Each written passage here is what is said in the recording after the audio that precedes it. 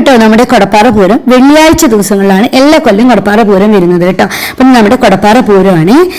ഇതിന്റെ മുന്നേയും കൊടപ്പാറ പൂരത്തിന്റെ ഒരു വീഡിയോ ചെയ്തിട്ടുണ്ടായിരുന്നു കേട്ടോ.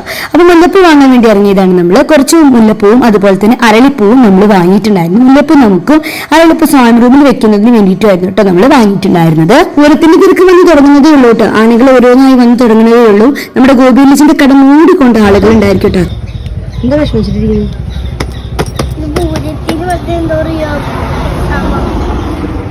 ഇംഗ്ലീഷ് എക്സാം ആണ് കേട്ടോ. അവൾക്ക് അതിന്റെ സങ്കടമുണ്ട്.